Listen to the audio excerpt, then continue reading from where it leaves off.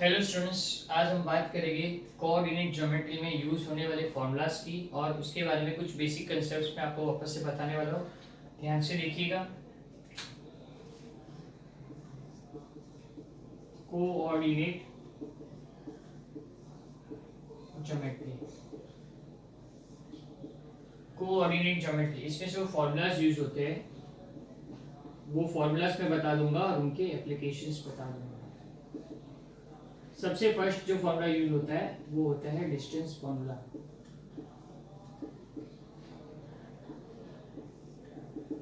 Distance formula, और distance formula जो होता है वो मैं यहाँ पे लिख देता हूँ। डिस्टेंस फार्मूला होता है h2 minus x1 the whole square plus y2 minus y1 the whole square. आ रही बात समझ में? डिस्टेंस फार्मूला से हम लोग क्या लिख सकते हैं? Under root of, distance formula होता है under root of x2 minus x1 the whole square plus y2 minus y1 the whole square. ये x1 और y1 क्या होता है, x2 और y2 क्या होता है, आप देख सकते हैं। मैं पॉइंट ए ले लेता हूँ x1 y1 और पॉइंट बी ले लेता हूँ x2 y2। अगर मुझे पॉइंट ए से लेके पॉइंट बी का, इनके बीच का डिस्टेंस फाइंड करना है तो मैं कहाँ पे किसके हेल्प से करूंगा? डिस्टेंस फार्मूला के हेल्प से। ये बात समझ में? ये जो कोऑर्डिनेट्स दिए वो फार्मूला में एज इट इज पुट कर देना है तो हमको डिस्टेंस मिल जाएगा, distance between A and B. Distance formula में और इसका एप्लीकेशन कहाँ कहाँ होता है मैं यहाँ पे देखा हूँ। ये डिस्टेंस फॉर्मूला मैंने लिख दिया, अब इसका एप्लीकेशन कहाँ कहाँ होता है। एप्लीकेशन सबसे फर्स्ट तो देख ही लिया, डिस्टेंस फॉर्मूला नाम में डिस्टेंस है, मतलब मैं बोल सकता हूँ कि मुझे दो कोऑर्डिनेट के बीच का डिस्टेंस फाइंड करना होगा तो मैं डिस्टेंस फॉर्मूला से कर सकता हूँ। हम लोग इसमें दो कोऑर्डिनेट के बीच का डिस्टेंस फाइंड कर सकते हैं। सेकेंड, पॉइंट्स को अगर कोलिनियर करना होगा, points are given, points are collinear और नॉट, चेक करना होगा कोलिनियर है कि नहीं, तो कैसे करेंगे? With the help of, again with the help of distance formula. कॉर्ड यहाँ पे with the help of distance formula हम लोग चेक करके कोलिनियर है कि नहीं। ठीक है। इसके अलावा इसका और एप्लीकेशन कहाँ पे होता है? डिस्टेंस फॉर्मूला का पॉइंट्स कोलिनियर है कि नहीं चेक करना है। फिर डिस्टेंस फाइंड करने में उसके अलावा आपको प्रूव करना होगा कि the given coordinates is show that it is the vertices of a rectangle, it is the vertices of a square, it is the vertices of a parallelogram, vertices of a rhombus। ये सारी चीजों में काम आएगा distance formula. तो basically ये सारी चीजों में किस तरह से फाइंड आएगा डिस्टेंस फॉर्मूला, किस तरह काम आएगा, मैं एक एक करके सारी चीजें बता रहा हूँ आपको। डिस्टेंस फॉर्मूला का एप्लीकेशन ये है। ठीक है, मैं एक एग्जांपल ले लेता हूँ। ए ले लेता हूँ लेट से 1,2 और बी ले लेता हूँ लेट से 0,3। मैंने एक एग्जांपल ले लेता हूँ। सबसे पहले मैं एक एक फॉर्मूला समझा देता हूँ कि क्या होता है। तो मुझे दो कोऑर्डिनेट्स दिए होंगे तो उसका अगर डिस्टेंस फॉर्मूला फाइंड करना है तो मुझे पहले x1 फाइंड करना पड़ेगा, y1, x2 और y2 फाइंड करना पड़ेगा। क्वेश्चन में सबसे पहला काम मुझे करना होगा जो कोऑर्डिनेट्स है उसमें x1 y1 x2 y2 find करना होगा। ठीक है। अब मुझे डिस्टेंस फॉर्मूला, अगर मुझे distance between a b find करना है तो वो हो जाएगा under root of x2 minus x1 the whole square plus y2 minus y1 the whole square. ठीक है। अब अगर मैं आगे देखूंगा तो ये हो जाएगा under root of x2 minus x1 plus y2 minus y1 minus 1 का स्क्वायर प्लस 1 का स्क्वायर, माइनस 1 का स्क्वायर 1 होगा प्लस 1 का स्क्वायर 1 होगा तो मुझे आंसर आ जाएगा √2। ठीक है। क्वेश्चन में आपको इस तरह से दिया होगा, कोऑर्डिनेट्स दिए होंगे तो आंसर हमेशा यूनिट्स के फॉर्म में लिखना है, √2 यूनिट्स। अगर इसका स्क्वायर रूट सिंप्लीफिकेशन पॉसिबल है, इसको अगर हम लोग सिंप्लीफाई कर सकते हैं तो करेंगे, अगर नहीं होता तो इसको ऐसे लिख देना है, इसके आगे इसको सॉल्व करने की जरूरत नहीं है। तो इस तरह से डिस्टेंस फॉर्मूला यूज करते हैं। तो डिस्टेंस फाइंड करना कैसे फाइंड करते हैं वो मैंने बता दिया। ठीक है।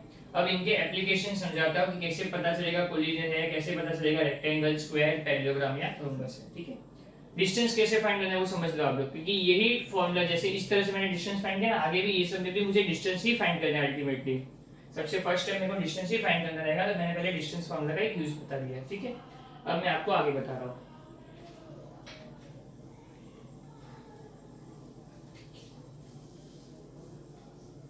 चलिए, सबसे पहले मुझे दिया हुआ है 3 पॉइंट्स दिए हुए हैं।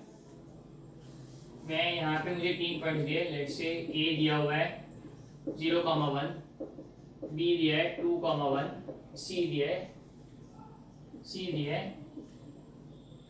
3,2। मैंने एक एग्जांपल लिया, ठीक है। अगर मुझे चेक करना है कि ये पॉइंट्स कोलिनियर है कि नहीं, ये पॉइंट्स कोलिनियर है कि नहीं, तो मैं क्या करूंगा, सबसे पहले distance of A B find करूंगा, या distance of A comma B find करूंगा। Distance of A comma B किसकी हेल्प से करेंगे, with the help of distance formula. फिर मैं distance of B comma C find करूंगा, वो भी with the help of distance formula कर लेंगे हम लोग। और फिर with the help of this distance formula हमने distance of A comma C भी फाइंड कर लिया। मैंने तीनों का कुछ डिस्टेंस फाइंड किया। लेट्स से इसका कुछ भी आंसर आया होगा।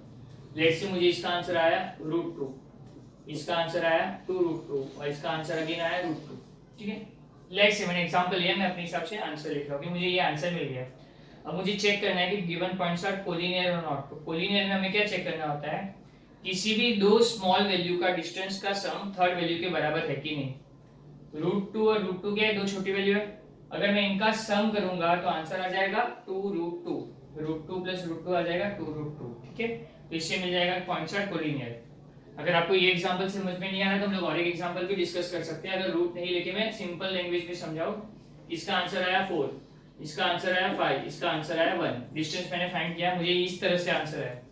तो दो स्मॉलर वैल्यू का डिस्टेंस जो होता है, दो स्मॉलर डिस्टेंस जो होंगे 4 और 5 दो स्मॉलर नंबर है, इनका जो सम, दो स्मॉलर वैल्यूज का जब सम करेंगे, अगर उसका आंसर थर्ड वैल्यू के बराबर आता है तो गिवन पॉइंट्स आर कोलिनियर।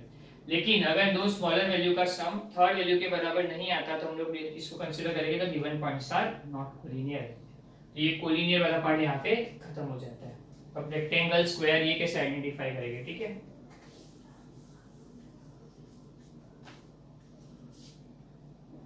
मैं यहाँ पे रेक्टेंगल की बात करता हूँ और रेक्टेंगल एबीसीडी, यहाँ पे पैरेललोग्राम एबीसीडी की बात करता हूँ, ठीक है। मैं रेक्टेंगल और पैरेललोग्राम को साइमल्टेनियसली डिस्कस कर रहा हूँ।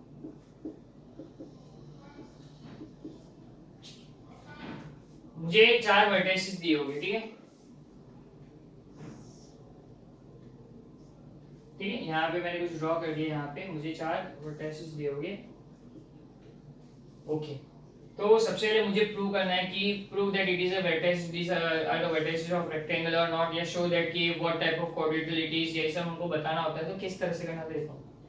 सबसे पहले मैं क्या करूंगा, चारों का डिस्टेंस फाइंड करूंगा। मैंने डिस्टेंस ऑफ AB फाइंड किया, फिर डिस्टेंस ऑफ BC फाइंड किया, फिर डिस्टेंस ऑफ CD फाइंड किया, फिर डिस्टेंस ऑफ AD फाइंड किया। लेट्स से इसका आंसर आ गया 2, इसका AB का डिस्टेंस आ गया 2, इसका आंसर आ गया, इसका आंसर लेट्स से 4 आ गया, इसका आंसर 2 आ गया, इसका आंसर 4 आया, इसका आंसर 2 आया, ठीक है। इन दोनों के कोऑर्डिनेट सेम लेते हैं हम लोग, सपोज सेम ही है तो इसका भी आंसर 4 2 4 2 है। तो अगर मैं किसी मेरे को वर्टिसेस दिए, अगर मैं फाइंड करता हूं, डिस्टेंस ऑफ AB फाइंड करूंगा डिस्टेंस फार्मूला से, फिर डिस्टेंस ऑफ BC फाइंड करूंगा डिस्टेंस फार्मूला से, फिर डिस्टेंस ऑफ CD फाइंड करूंगा और फिर डिस्टेंस ऑफ AD फाइंड कर लूंगा। मुझे 4 पॉइंट्स दिए होंगे, मेरे को बारी-बारी चारों के डिस्टेंस फाइंड करने हैं। डिस्टेंस किस तरह से फाइंड करने हैं मैं ऑलरेडी बता चुका हूं। मैंने चारों के डिस्टेंस फाइंड किए, मुझे ये 4 वैल्यू मिली। तो ये 4 वैल्यू मिलने से क्या हो गया कि अपोजिट साइड्स इक्वल हो गए, अपोजिट साइड्स इक्वल हो गए। मैंने 2 डायग्राम भी बनाया, अभी समझाता हूं। अपोजिट साइड्स इक्वल हो गए तो आप बोलोगे सर रेक्टेंगल में अपोजिट साइड्स इक्वल होते हैं तो पैरेललोग्राम में भी तो अपोजिट साइड्स इक्वल होते हैं। मतलब मैंने वही डायग्राम, पैरेललोग्राम का डायग्राम बनाया, उसमें भी मैंने अपोजिट साइड्स इक्वल ले लिया। तो अभी भी कंफ्यूजन वही है कि सर ये रेक्टेंगल है कि पैरेललोग्राम, अभी भी ये क्लियर हुआ नहीं है। क्योंकि क्वेश्चन में रेक्टेंगल भी पूछ सकते हैं, पैरेललोग्राम भी पूछ सकते हैं, तो कैसे मालूम पड़ेगा देखिए। तो अगर मैंने अपोजिट साइड्स फाइंड कर दी, अगर अपोजिट साइड्स इक्वल आ गए तो रेक्टेंगल कैसे मालूम पड़ेगा, फिर मुझे क्या करना है, डायगोनल के भी डिस्टेंस फाइंड करने हैं, डायगोनल का भी डिस्टेंस फाइंड करना है, ठीक है।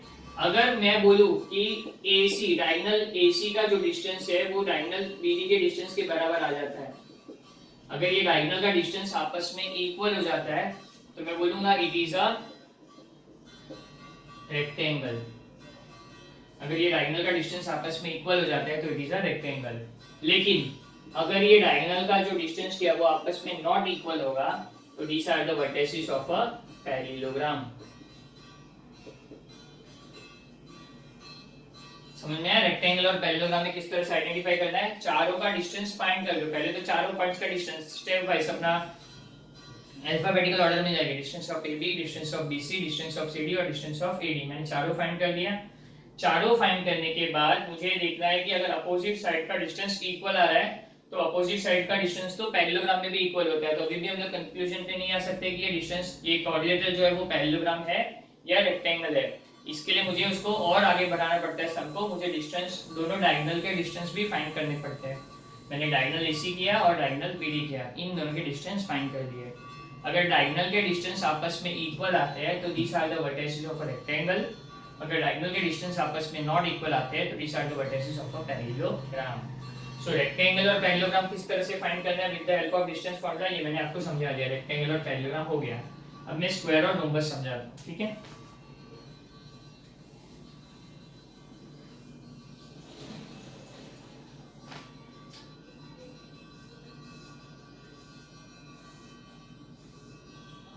स्क्वायर PQRS ले लेता हूं, इधर रोम्बस PQRS ले लेता हूं, ठीक है।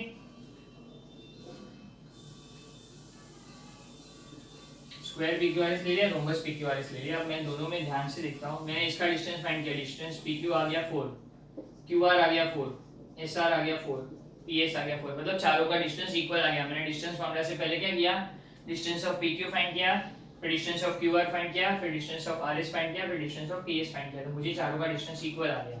लेकिन आप बोलोगे सर चारों का डिस्टेंस इक्वल, तो रोम्बस में भी तो ऑल साइड्स इक्वल होते हैं, मतलब हो सकता है कि ये रोम्बस भी हो, इसमें भी तो ऑल साइड्स इक्वल होते हैं। तो अभी भी हमको कंक्लूजन क्लियर नहीं हो रहा है कि ये क्या हो सकता है, स्क्वायर है या रोम्बस। तो हमको क्या करना है, सीधा जैसे इसमें किया था रेक्टेंगल में, वैसे डायगोनल फाइंड करने हैं। डायगोनल PR का डिस्टेंस अगर डायगोनल QS के डिस्टेंस के इक्वल है, इसका डिस्टेंस फाइंड करो और इसका डिस्टेंस फाइंड करो, सेम डिस्टेंस फार्मूला से ही होगा। अगर डिस्टेंस ऑफ PR और डिस्टेंस ऑफ QS आपस में इक्वल है तो ये क्या हो जाएगा, इट इज अ स्क्वायर। लेकिन अगर distance of distance of PR और डिस्टेंस ऑफ QS आपस में नॉट इक्वल है, डिस्टेंस ऑफ PR और डिस्टेंस ऑफ QS आपस में नॉट इक्वल है, तो ये क्या हो जाएगा, therefore it is a rhombus.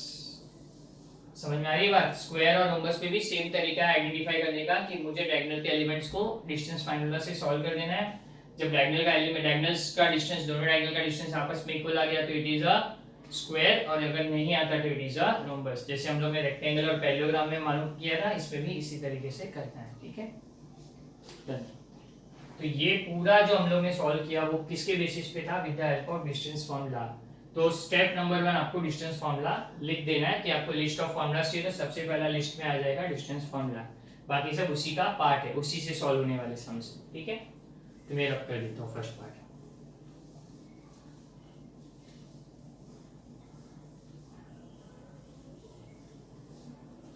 First exercise जो था वो पूरा आपका डिस्टेंस फार्मूला पे था। अब सेकेंड एक्सरसाइज में मैं बोल सकता हूँ मेरे पास सेकेंड एक्सरसाइज में फॉर्मूला आएगा section formula for internal division. Section formula for internal division, इसमें मैं ले लेता हूँ x is equal to mx2 plus nx1 upon m plus n, और y is equal to my2 plus ny1 upon m plus n, ठीक है। ये मैंने ले लिया। अब ध्यान से देखिए इसका यूज क्या आएगा, ये फॉर्मूला होता क्या एग्जैक्टली। मैंने कुछ पॉइंट्स ले लिए, पॉइंट्स A ले लिया जिसके coordinate x1 y1, point D ले लिया जिसके कोऑर्डिनेट है x2 y2, और पॉइंट P ले लिया x y। ठीक है। क्वेश्चन में क्लियरली बोला है section formula for internal division. Internal division मतलब एक सेगमेंट होगा, सेगमेंट A B, एक पॉइंट होगा जो इसको इंटरनली डिवाइड कर रहा है। इंटरनली मतलब यहाँ पे, तो इंटरनली डिवाइड कर रहा है, तो ये दो पार्ट में डिवाइड हो गया। मतलब बोल सकता हूँ ये दो पार्ट जो हो गए उसके कुछ रेशियो में डिवाइड हुआ होगा। लेट्स से मैंने इसका रेशियो ले लिया m रेशियो n।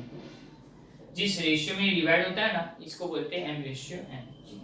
तो ये हम लोग फॉर्मूला क्यों करते हैं सॉल्व, कि मुझे ये जो पॉइंट से, जिस पॉइंट पे ये कट हो रहा है उस पॉइंट के कोऑर्डिनेट्स फाइंड करने होंगे। तो मुझे क्या करना है, x is equal to M X two plus N X one upon M plus N. मुझे x कोऑर्डिनेट फाइंड करना है तो मुझे ये फॉर्मूला लेना है, y कोऑर्डिनेट फाइंड करना है तो ये फॉर्मूला लेना है। m और n की वैल्यू आपको यहाँ से मिल जाएगी, m ratio n, let's say आपको क्वेश्चन में दिया होता है ये इसको 2:3 में डिवाइड कर रहा है, तो m और n की वैल्यू आपको यहाँ से मिल जाएगी। फिर x1 y1 x2 y2 की वैल्यू आपको यहाँ से मिल जाएगी, x1 y1 x2 y2। ठीक है, तो आप लोगों के लिए मैं ना एक सम सॉल्व कर लेता हूँ, इसी बेस पे एक सम सॉल्व कर लेता हूँ। ठीक है, फिर इसके एप्लीकेशन समझ लेंगे। सेक्शन फार्मूला में एप्लीकेशन मतलब इसका एप्लीकेशन यहाँ पे होगा, ज्यादा से हमको क्या होगा, सेक्शन फाइंड करने होंगे with the help of this की, इस तरह से होगा। ठीक है, a दिया हुआ है 2,1, b दिया हुआ है 0,1 या 0,2 और ये पॉइंट P हमको इसके कोऑर्डिनेट्स फाइंड करने हैं, पॉइंट P के कोऑर्डिनेट फाइंड करने हैं और m रेशियो n दिया हुआ है 1:2। सो m:n दिया हुआ है, मुझे m:n पता है, ये a और b के कोऑर्डिनेट पता है, तो सबसे फर्स्ट स्टेप क्या होगा, ये x1 होगा, ये y1 होगा, ये x2 होगा, ये y2 होगा।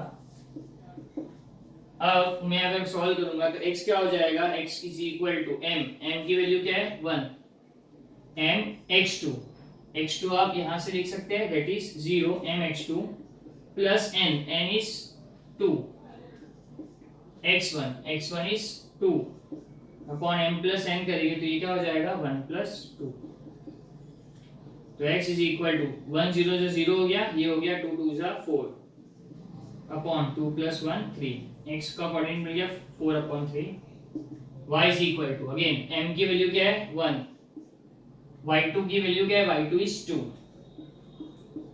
प्लस n की वैल्यू क्या है, n की वैल्यू है 2, y1 की वैल्यू क्या है 1 अपॉन m प्लस n क्या दिया होगा, m plus n is 1 plus 2।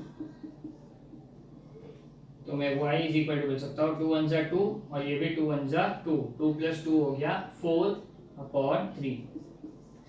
That's it, x का कोऑर्डिनेट भी आ गया 4 अपॉन 3 और y का कोऑर्डिनेट भी आ गया 4 अपॉन 3। ये सम हमारा यहाँ पे खत्म हो जाता है। आई बात समझ में, इतना ही आपको ध्यान रखना है। क्लियर है, देख लीजिए अच्छे से सम। तो ये हमारा सेक्शन फार्मूला का एप्लीकेशन हो गया कि मुझे कोई पॉइंट दिया होगा तो इसको इंटरनली डिवाइड कर रहा होगा।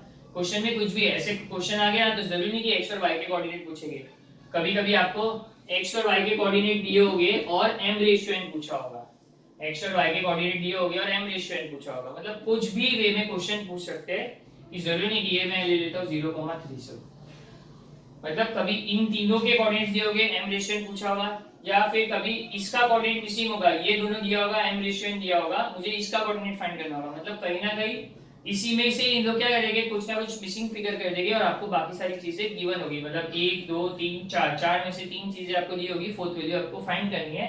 तो इस फॉर्मूला का एप्लीकेशन क्या होगा, उस फोर्थ वैल्यू को फाइंड करने में हम लोग ये फॉर्मूला यूज करेंगे। आई बात समझ में, इस पे कुछ भी दे सकते हैं सम, तो आपको करने की जरूरत नहीं, आपको सिर्फ फॉर्मूला याद रखना है। सेकंड हमारा हो गया सेक्शन फॉर्मूला, लिस्ट में ये फॉर्मूला भी ऐड कर दो। इसका एक सम सॉल्व करके बता दिया किस तरह से होता है सेक्शन फॉर्मूला। सेक्शन फॉर्मूला के बाद आएगा तुम्हारा सेंट्रोइड फॉर्मूला भी बोल सकता हो। सेंट्रोइड के पहले मैं आपको बता देता हूँ मिड पॉइंट फॉर्मूला क्या होता है। मिड पॉइंट फॉर्मूला क्या होता है, मिड पॉइंट फॉर्मूला मतलब क्या होता है, देखो मैं यहाँ पे दो सेगमेंट ले लेता हूँ, a x1 y1 और इसके कोऑर्डिनेट b ले लेता हूँ x2 y2 और एक पॉइंट p है जो इसको, point p is the mid point of AB, point p is the mid point of AB। मुझे इसके कोऑर्डिनेट दिए, इसके कोऑर्डिनेट दिए, मुझे x, y के कोऑर्डिनेट फाइंड करने हैं। तो मिड पॉइंट फॉर्मूला क्या होता है, अगर मुझे इसके कोऑर्डिनेट फाइंड करने हैं तो x क्या हो जाएगा, फॉर्मूला होता है x is equal to x1 plus x2 upon 2 और y इज इक्वल टू होता है y1 प्लस y2 अपॉन 2। ये हम लोग सॉल्व कर सकते हैं, x is equal to x1 plus x2 upon 2 और y is equal to y1 plus y2 upon 2। With the help of this formula हम लोग क्या कर सकते हैं, मिड पॉइंट के formula, mid point formula, with the help of this mid point formula हम लोग मिड पॉइंट के कोऑर्डिनेट्स फाइंड कर सकते हैं। तो इसका मैं एक वैल्यू लेके सॉल्व कर देता हूं, लेट्स से 1,2, ये हो गया 3,2, ये ले लिया और मुझे बोला x और y के कोऑर्डिनेट फाइंड करो। तो तो x इज इक्वल टू क्या होता है x1 प्लस x2 अपॉन 2, तो ये हो जाएगा x1, ये हो जाएगा y1, ये हो जाएगा x2 और ये हो जाएगा y2। तो x1 plus x2 1 plus 3 upon 2, y1 plus y2 2 plus y is equal to क्या हो जाएगा, ये x is equal to x1 plus x2 upon 2, तो मैंने x1 प्लस x2 अपॉन 2 कर दिया, और y is equal to y1 plus y2 upon 2, तो ये हो जाएगा x is equal to 4 upon 2, तो x इज इक्वल टू क्या आ गया 2, सेम वे में y भी क्या हो जाएगा 4 अपॉन 2, देयरफॉर y भी क्या आ गया 2। तो इस तरह से मुझे फाइंड करना है, ये मुझे मिल गया 2,2।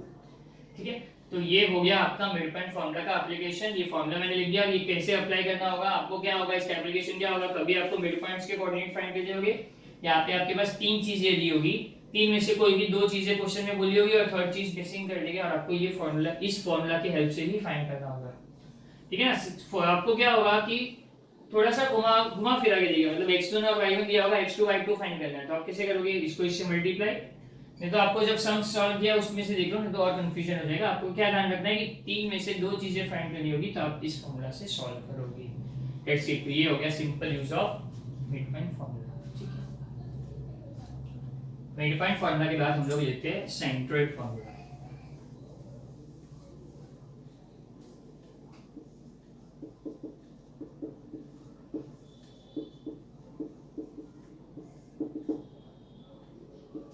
सेंट्रोइड फॉर्मूला क्या होता है, x is equal to x1 plus x2 plus x3 upon 3 और y is equal to y1 plus y2 plus y3 upon 3। ये होता है centroid formula. x is equal to x1 plus x2 plus x3 upon 3 और y is equal to y1 plus y2 plus y3 upon 3। ठीक है, तो let's say मैं एक triangle draw कर देता हूँ। सेंट्रोइड क्या होता है, जहाँ पे किसी ट्रायंगल ABC ले लेता हूँ, जहाँ पे किसी ट्रायंगल के तीनों मीडियन इंटरसेक्ट होते हैं, जिस पॉइंट पे ट्रायंगल के तीनों मीडियन इंटरसेक्ट होते हैं उस पॉइंट को क्या बोलते हैं, सेंट्रोइड। ठीक है, तो यहाँ पे पॉइंट G क्या हो गया, सेंट्रोइड ऑफ ट्रायंगल ABC। यहाँ पे ये AD, यहाँ पे ये फर्स्ट मीडियन, सेकेंड और ये थर्ड मीडियन है, जहाँ पे तीनों मीडियन इंटरसेक्ट हो गए वो हो जाएगा पॉइंट सेंट्रोइड। ये होता है हमेशा x1 y1, या मैं ABC की कोई वैल्यू ले लेता हूँ, लेट्स से 1, 2, 0, 2, 0, मैंने तीन वैल्यू ले ली ABC की। ठीक है, अब मुझे बोला है इस सेंट्रोइड को फाइंड करो। इस सेंट्रोइड का कोऑर्डिनेट क्या होता है, देखो मैं आपको बताता हूँ। मुझे इस सेंट्रोइड के कोऑर्डिनेट्स फाइंड करने हैं, तो पहले तो नेमिंग कैसे करते हैं वो समझ लो। हमेशा ये वाला पार्ट क्या रहेगा, x1, ये वाला रहेगा y1, ये वाला पार्ट x2, ये वाला पार्ट y2, ये वाला पार्ट x3 और ये वाला पार्ट हो जाएगा y3। समझ में आ रहा है, मैंने x1 y1 x2 y2 और x3 y3 अप्लाई कर दिया। मुझे पॉइंट सेंट्रोइड के कोऑर्डिनेट्स फाइंड करने हैं। सेंट्रोइड के कोऑर्डिनेट्स क्या ले लेता हूं मैं, x, y। सेंट्रोइड फॉर्मूला का एप्लीकेशन क्या होगा, मुझे सबसे पहला एप्लीकेशन होगा, मुझे सेंट्रोइड के कोऑर्डिनेट्स फाइंड करने होंगे। तो मुझे पता है x का कोऑर्डिनेट, x कोऑर्डिनेट किस तरह मिलेगा, x1 plus x2 plus x3 upon 3 करके, और y कोऑर्डिनेट किस तरह मिलेगा, y1 plus y2 plus y3 करके। ठीक है, x1 वाला पार्ट क्या है हमारा, x1 इज 1, x2 is 0। देख लो x1 1 है, x2 0 है और x3 क्या है 2। तीनों के x कोऑर्डिनेट को प्लस कर दिया डिवाइड बाय 3। 2 प्लस 1 क्या हो गया 3, 3 अपॉन 3 हो गया 1, तो x की वैल्यू मिल गई 1। y is equal to y1 plus y2 plus y3 upon 3, तो y1 क्या है 2 प्लस y2 है 2, y3 है 0 अपॉन 3, तो y is equal to 2 plus 2 4, तो ये हो गया 4 अपॉन 3। तो x इज इक्वल टू 1 हो गया और y is equal to 4 upon 3। तो मैं आपको बता दूं, मैंने यहाँ पे इसके कोऑर्डिनेट फाइंड कर लिए। इसमें भी एप्लीकेशन क्या होगा, आपको 1, 2, 3 और 4 वैल्यूज है।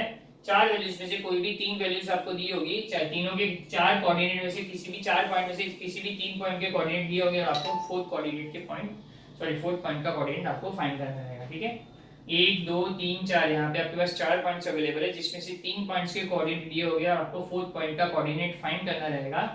और क्वेश्चन में क्लियरली मेंशन होगा कि this point is the centroid of this, बोलते हैं ना कि आपको ये ट्रायंगल ABC का सेंट्रोइड इस तरह से आपको दिया होगा, तो आपको ये सेंट्रोइड फॉर्मूला यूज करना है। ठीक है, इसका भी एप्लीकेशन आपको एकदम क्लियर हो गया होगा। ठीक है, मैंने हर एक क्वेश्चन के ऊपर मैंने जो भी सम्स थे मैंने वो सॉल्व करके बता दिए। ठीक है, मिड पॉइंट फॉर्मूला हो गया, सेक्शन फॉर्मूला हो गया। अब हम लोग करेंगे slope of a line.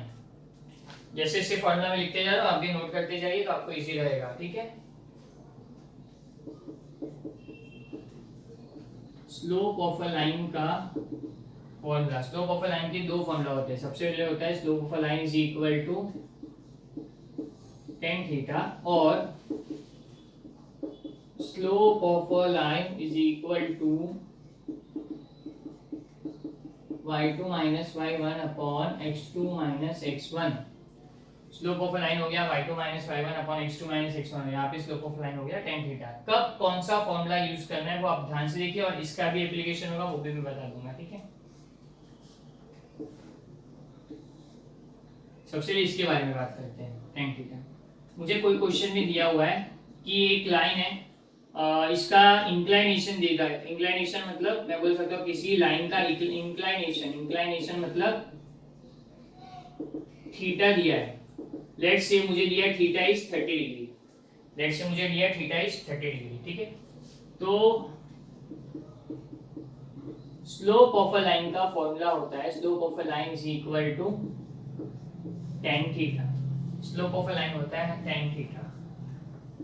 Theta के बदले क्या आ जाएगा, थीटा के बदले आएगा 30 डिग्री।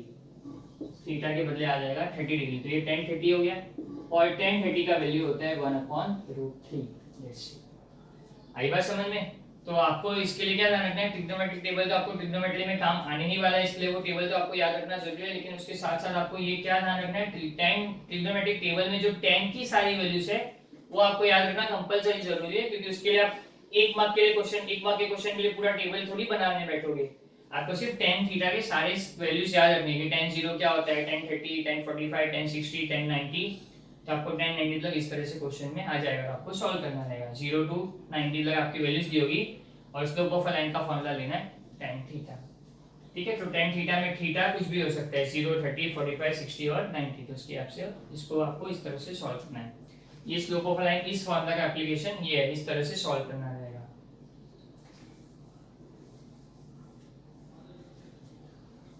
अब ये जो स्लोप ऑफ अ लाइन है y2 minus y1 upon x2 minus x1, ये इसका एप्लीकेशन कहाँ हो सकता है।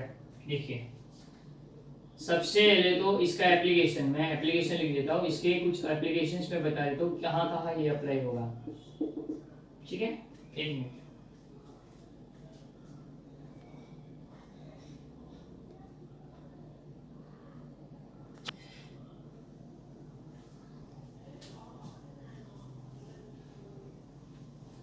ठीक है, सॉरी फॉर द इंटरप्शन, ठीक है। स्लोप ऑफ अ लाइन, इसका एप्लीकेशन आपको कहाँ कहाँ होगा। सबसे पहले तो आपको स्लोप ऑफ अ लाइन में वर्ड नहीं आ रहा है स्लोप, तो मैं सबसे पहले तो क्या करूंगा, स्लोप किसी लाइन का स्लोप फाइंड करना होगा तो मैं फाइंड कर दूंगा with the help of this application. Second वाले ने स्लोप ऑफ अ लाइन से सबसे पहले तो स्लोप फाइंड कर दिया मैंने, इस फार्मूला से सबसे पहले स्लोप मिल जाएगा। सेकंड इसमें हम लोग को देखना होगा कि पॉइंट्स कोलिनियर है कि नहीं। मैंने डिस्टेंस फार्मूला से चेक कर दिया था points collinear are, points are collinear और नॉट। अब इस पे भी हम लोग चेक करेंगे पॉइंट्स कोलिनियर है कि नहीं। थर्ड वाला पार्ट होगा स्लोप फाइंड कर दिया, कोलिनियर फाइंड कर दिया। अब इस पे हमको प्रूव करना होगा show that these are the vertices of a parallelogram. Parallelogram के इसके ऊपर एक पैरेललोग्राम का भी सम आ सकता है, तो किस तरह से ये तीनों चीजें सॉल्व करनी है मैं आपको बताता जाऊंगा। पैरेललोग्राम का सम जो आएगा हम लोग इस फॉर्मूला से भी सॉल्व कर सकते हैं, और बाकी कोई भी टाइप का क्वेश्चन आएगा तो उसको आप डिस्टेंस फॉर्मूला से ही करो, क्योंकि मैंने उसका एकदम इजीली समझा दिया है कि किस तरह से आपको आइडेंटिफाई करना है।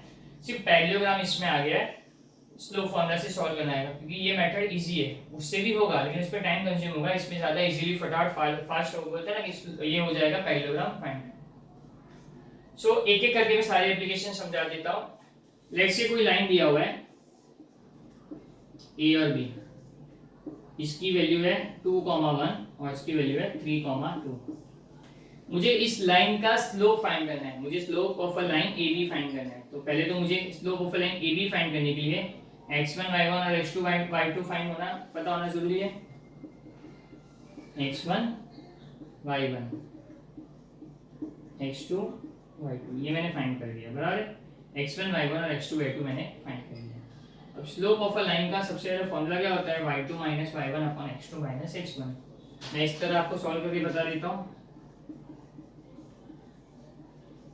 Slope of a line A B is equal to, slope किस तरह से फाइंड करते हैं अच्छे से समझ लीजिए। Slope of a line A B, तो मुझे ए और बी में x1 y1 x2 y2 करता है, फॉर्मूला होता है y2 माइनस y, तो y2 माइनस y1 करूंगा तो ये हो गया 2 माइनस 1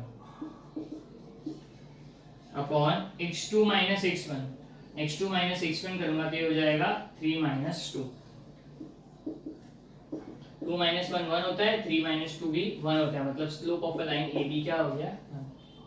तो सबसे पहले समझ लो slope of a line A B कैसे फाइंड कर सकते हैं, क्योंकि अगर किसी लाइन का स्लोप फाइंड करना है तो वो लाइन तो कहीं पे भी हो सकती है, ट्रायंगल में हो सकती है, रेक्टेंगल में हो सकती है, मतलब कोई भी 3 साइडेड फिगर 4 साइडेड फिगर कहीं पे भी आपको स्लोप फाइंड करना आ सकता है। तो आपको ध्यान रखना है कि स्लोप का फॉर्मूला फिक्स है, slope of a line A B करो, बी सी करो, सी डी करो या ए डी करो, कुछ भी करना है तो आपको स्लोप ऑफ अ लाइन के फॉर्मूला से सॉल्व करना है। स्लोप ऑफ अ लाइन का फॉर्मूला कैसे लेना है, जो अगर मैं ए और बी का फाइंड कर रहा हूँ तो जो पहले आएगा वो x1 y1 x फिर हो जाएगा x2 y2।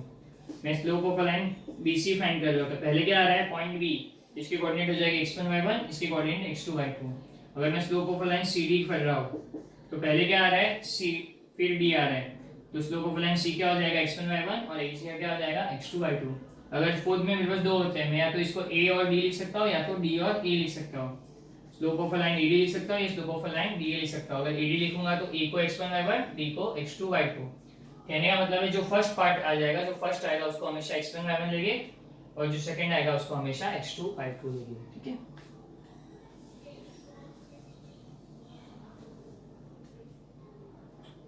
तो ये यहाँ पे मैंने स्लोप का एक फर्स्ट एप्लीकेशन है, स्लोप फाइंड किस तरह से करना है वो सॉल्व कर दिया, ठीक है।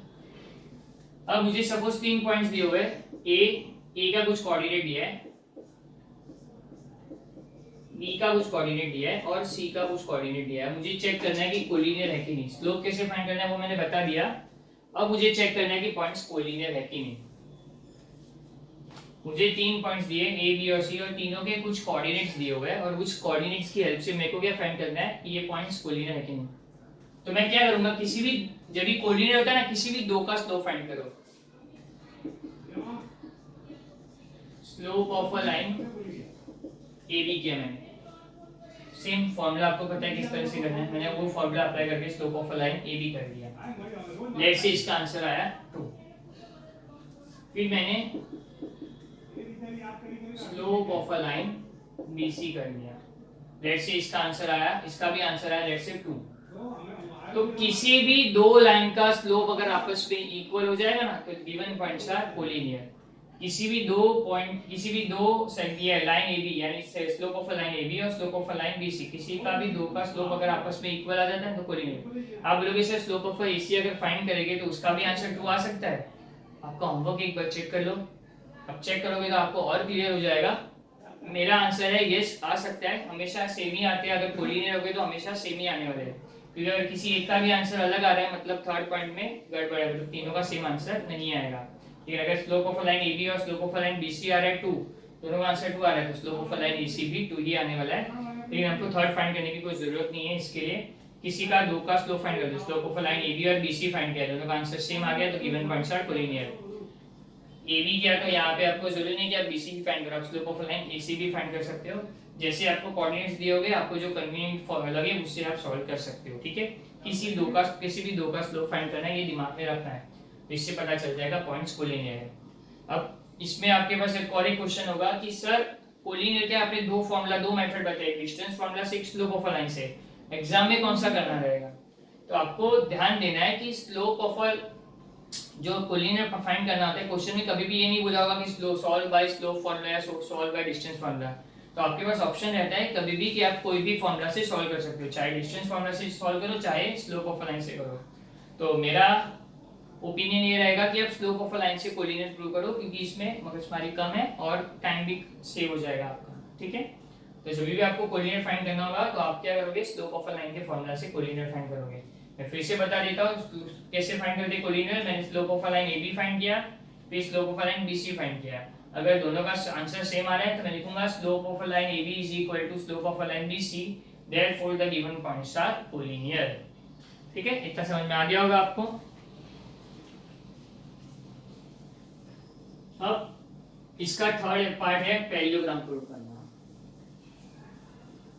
पैरेललोग्राम प्रूव करने के पहले मैं आपको और एक प्रॉपर्टी बताना चाहूंगा। पैरेललोग्राम प्रूव करने के पहले और एक प्रॉपर्टी सुन लो।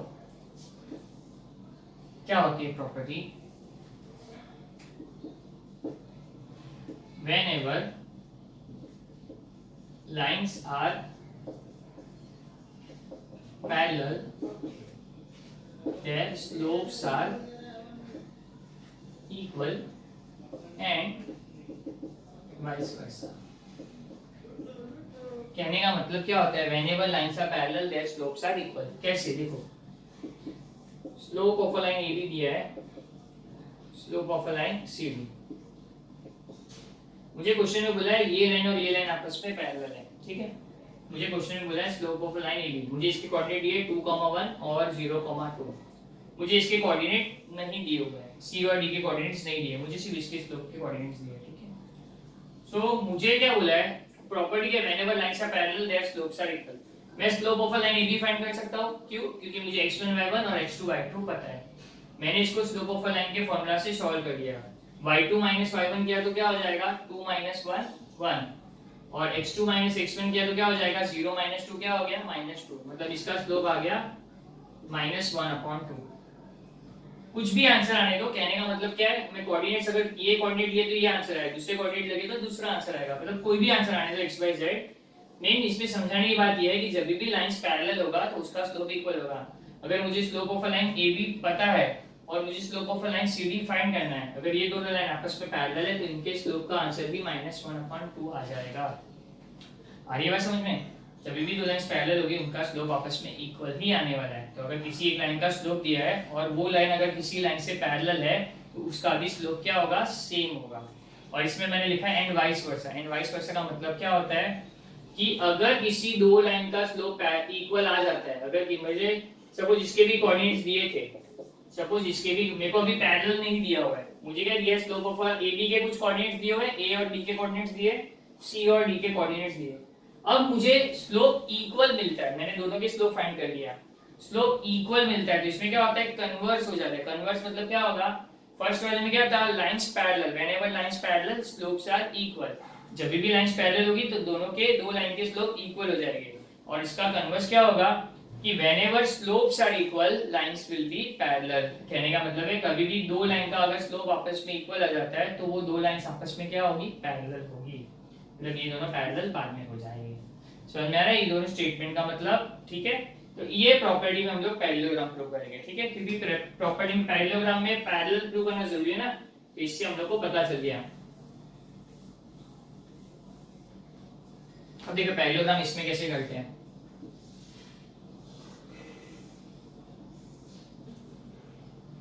मैं लेता हूँ PQRS कोऑर्डिनेट्स, इसके कुछ कोऑर्डिनेट्स दिए हुए हैं, ठीक है।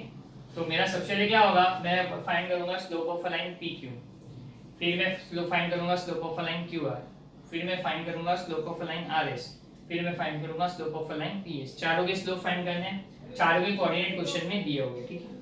मैंने slope of a line find किया, इसका आंसर आ गया 2, इसका आंसर 2 आ गया, इसका आंसर लेट्स से हाफ आ गया, इसका आगे आंसर आ गया 2, इसका आंसर आ गया हाफ। मैंने चारों के स्लोप फाइंड किए तो मेरे को इस तरह से कुछ आंसर मिले, इन दोनों का आंसर सेम आया, इन दोनों का आंसर सेम आया। मतलब मैं बोल सकता हूँ इसका और इसका स्लोप्स इक्वल है। तो मुझे पता है whenever slopes are equal lines are parallel. मतलब जिन दो लाइन का स्लोप आपस में इक्वल है वो लाइन आपस में क्या हो जाएगी? पैरेलल हो जाएगी। जिन दो लाइन का स्लोप आपस में इक्वल है वो दो लाइंस क्या हो जाएगी? आपस में पैरेलल हो जाएगी। सेम वे में जिन यहाँ पे ये दो लाइन का स्लोप इक्वल है, हाफ और हाफ, इन दोनों लाइन का स्लोप भी इक्वल है, तो ये दोनों का लाइन का स्लोप इक्वल है, मतलब हो सकता है ये दोनों लाइंस भी आपस में पैरेलल हो जाएगी। और इसका रीजन आएगा whenever slopes are equal lines are parallel. तो ये दोनों का स्लोप इक्वल था, ये दोनों का स्लोप इक्वल था, तो ये दोनों का स्लोप इक्वल था, इसके लिए ये दोनों लाइन पैरेलल हो गई, और इन दोनों का स्लोप इक्वल था, इसके लिए ये दोनों लाइन पैरेलल हो गई। तो अब मैं ध्यान से लिखूंगा तो मैं बोल सकता हूँ both the pairs of opposite sides of quadrilateral PQRS are parallel. both the pair of opposite sides of quadrilateral PQRS are parallel। और पैरेलल की पैरेललोग्राम की प्रॉपर्टी क्या होती है? अगर quadrilateral both the pair of opposite sides parallel हो जाते हैं तो क्वाड्रिलेटरल क्या हो जाता है? पैरेललोग्राम। तो उसी प्रॉपर्टी के बेस में यहाँ पे बोल सकता हूँ quadrilateral PQRS is a parallelogram. आई बात समझ में? अगर यही चीज मैं अगर डिस्टेंस फार्मूला से करता तो मुझे क्या चेक करना पड़ता है, डिस्टेंस ऑफ पी क्यू, फिर डिस्टेंस ऑफ क्यू आर, फिर डिस्टेंस ऑफ एस आर, फिर डिस्टेंस ऑफ पी आर, फिर साथ साथ में मुझे डायगोनल एलिमेंट्स भी चेक करने पड़ते हैं। डायगोनल एलिमेंट्स नॉट इक्वल भी तो आनी चाहिए ना। तो कहने का मतलब है वो सब, वो पैरेललोग्राम के वो सब में हमको काफी सारी चीजें फाइंड करनी होती है, लेकिन यहाँ पे हमको क्या करना है, सिर्फ चारों के स्लोप फाइंड कर लो। तो one pair of opposite sides of slope equal हो गए, one pair of opposite side के स्लोप इक्वल हो गए, तो ये दोनों लाइन पैरेलल हो गई। फिर हम लोग सेकंड और second pair of opposite side check करेंगे, अगर इनके भी स्लोप इक्वल हो गए तो ये दोनों लाइंस पे पैरेलल हो जाएगी। तो इससे क्या हो जाएगा, these are the vertices of a parallelogram. आई बात समझ में कि ये स्लोप इक्वल तो ये लाइन पैरेलल, इन दोनों का स्लोप इक्वल तो ये दोनों line parallel, both the pair of opposite side parallel मतलब पैरेललोग्राम। देख सकते हैं अच्छे से, मैंने इसका एप्लीकेशन भी कहाँ कहाँ होता है बता दिया है, फॉर्मूला यहाँ पे लिखा हुआ है, आप अच्छे से देख लीजिए।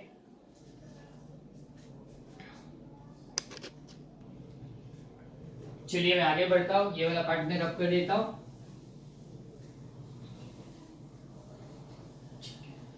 इतना तो मैंने बता दिया। डिस्टेंस फॉर्मूला के मैंने जो एप्लीकेशंस आपको बताया था कि इसका कोऑर्डिनेटर कौन सा टाइप का कोऑर्डिनेटर है, डिस्टेंस किस तरह से फाइंड करनी, वो तो हो गया। अब मैं डिस्टेंस फॉर्मूला का और एक एप्लीकेशन बता देता हूँ।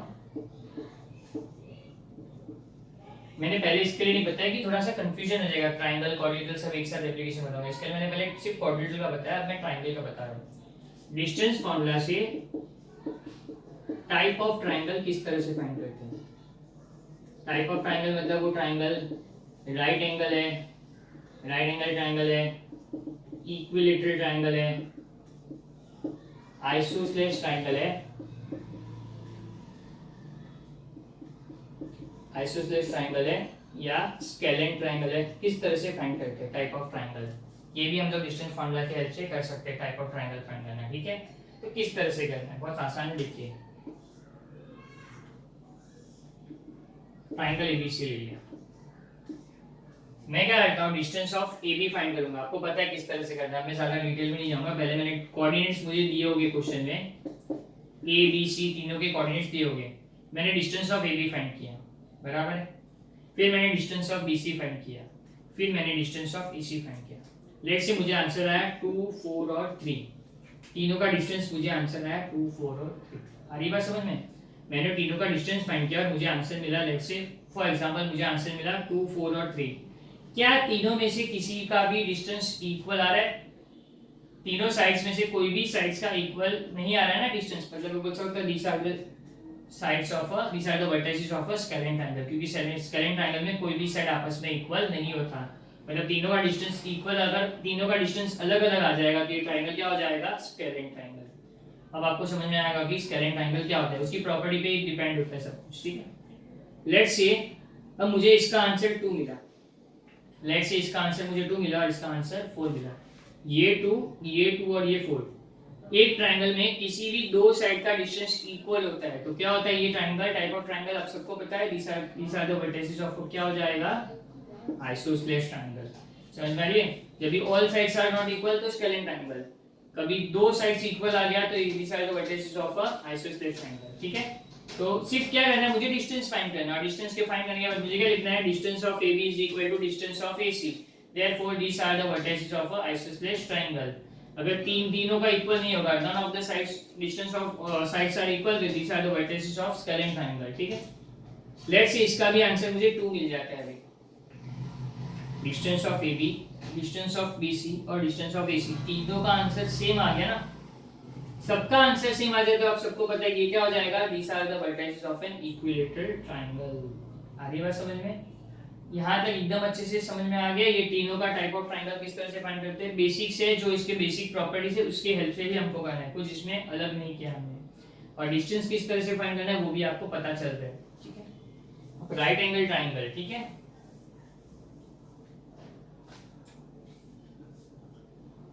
राइट एंगल ट्रायंगल में मुझे A के कुछ कोऑर्डिनेट दिए, B के कुछ कोऑर्डिनेट दिए और C के कुछ कोऑर्डिनेट दिए। ठीक है, मैंने डिस्टेंस ऑफ AB फाइंड कर लिया, पहले मैंने डिस्टेंस ऑफ AB फाइंड किया, फिर मैंने डिस्टेंस ऑफ BC फाइंड किया, फिर मैंने डिस्टेंस ऑफ AC फाइंड किया। तो मेरा जाहिर है मेरा आंसर कुछ रूट के फॉर्म में आ गया होगा, रूट नहीं भी आते, कभी कभी रूट आते, कभी कभी रूट नहीं आता। लेट्स से मुझे इसका आंसर आ गया, डिस्टेंस ऑफ AB मुझे मिला 3, डिस्टेंस ऑफ ए बी मुझे मिला 3। फिर मैंने distance of B C find किया, डिस्टेंस ऑफ बी सी मुझे मिला 4। फिर मैंने distance of A C find किया, डिस्टेंस ऑफ ए सी मुझे मिला 5। मुझे तीनों के डिस्टेंस मिल गए। लेकिन आपको पता है by converse of Pythagoras theorem right angle triangle find करना है तो हमको कन्वर्स ऑफ पाइथागोरस थ्योरम ध्यान रखना है। और कन्वर्स ऑफ पाइथागोरस हमें क्या सिखाता है कि जब भी दो स्मॉलर वैल्यू के साइड का स्क्वायर थर्ड वैल्यू के इनका साइड के स्क्वायर का सम अगर थर्ड वैल्यू के बराबर आता है तो this are the vertices of a right angle triangle. देखिए बताता हूं, अगर मैं डिस्टेंस ऑफ ए बी का स्क्वायर कर देता हूं, मुझे तीनों का स्क्वायर करना है नेक्स्ट स्टेप में मैं तुम्हें अलग से बता देता हूं। डिस्टेंस ऑफ ए बी का स्क्वायर मैंने किया तो ये क्या हो जाएगा 3 का स्क्वायर 9, ठीक है। फिर डिस्टेंस ऑफ बी सी मतलब उसका स्क्वायर मैंने फाइंड किया, इसका स्क्वायर क्या होगा 4 का स्क्वायर 16। तो डिस्टेंस ऑफ ए सी का स्क्वायर फाइंड किया तो इसका आंसर क्या आ गया 5 का स्क्वायर 25। मैंने तीनों साइड का स्क्वायर फाइंड कर दिया। अब मुझे क्या करना है, दो लोवेस्ट आंसर को प्लस करना है, दो लोवेस्ट आंसर को प्लस करना है, उसका सम थर्ड के बराबर आ रहा है कि नहीं वो चेक करना है। यहाँ पे मैं क्या चेक करूंगा A B square plus B C square कर देता हूँ। A B square plus B C square 9 plus 16 क्या आ गया 25। क्या ये थर्ड के आंसर के बराबर है? दो छोटे आंसर जो आएंगे दो स्मॉल वैल्यूज होगी उसका सम थर्ड के बराबर आना चाहिए। तो मैं बोल सकता हूँ हियर डिस्टेंस यार A B square plus B C square is equal to A C square. Here A B square plus B C square is equal to A C square. Therefore by converse of Pythagoras theorem these are the vertices of a right angle triangle। इस तरह से आपको last में लिख देना है। आई बात समझ में? these are the vertices of a right angle triangle। और क्वेश्चन में अगर बोला होगा verify that these are the vertices of a right angle triangle, verify होता है ना, वेरीफाई क्वेश्चन में आ जाएगा वेरीफाई, या बोला होगा स्टेट वेदर, या बोला होगा चेक वेदर कि these are the points of isosceles triangle। तो इसमें दो पॉसिबिलिटी हो सकती है, चेक करके बताओ। चेक वेदर का मतलब क्या होता है, चेक करके बताओ कि ये है कि नहीं। तो हो सकता है कि इसका डिस्टेंस इक्वल ना है, कभी कभी ऐसा होता है क्वेश्चन बोला चेक करके बताओ, तो इसमें दोनों पॉसिबिलिटी हो सकती है, आंसर इक्वल आ भी सकते हैं और नहीं भी आ सकता। अगर आंसर इक्वल आ गया तो स्टेटमेंट क्या रहेगा by converse of Pythagoras theorem these are the vertices of right angle triangle। अगर आंसर नॉट इक्वल आता है तो स्टेटमेंट क्या रहेगा by converse of Pythagoras theorem these are not the vertices of a ये equilateral sorry right angle triangle. समझ में आया? अगर इसका दोनों का सम थर्ड के बराबर आएगा तो it is by converse of Pythagoras theorem these are the vertices of right angle triangle। अगर इन दोनों का सम थर्ड के बराबर नहीं आएगा तो by converse of Pythagoras theorem these are not the vertices of a right angle triangle। That's all. तो ये आपके पूरे चैप्टर में जितने भी फॉर्मूलाज थे उसका एप्लीकेशन मैंने समझा दिया, उस फॉर्मूला को सॉल्व कैसे करते हैं मैंने बता दिया। तो आपको एकदम ध्यान रखना है, आपको हमेशा बेसिक्स ध्यान रखने होंगे क्योंकि कोई भी 5 मार्क का कोई भी अलग टाइप का सम आएगा तो उसमें स्टार्ट तो आपको बेसिक्स से ही करना पड़ेगा। बेसिक्स ही आपको हेल्प करेगा कोई भी सम का स्टार्ट करने में। बेसिक्स अच्छे से समझ लीजिए, ठीक है। चलिए आज का लेक्चर मैं वाइंड अप कर देता हूँ। Bye students.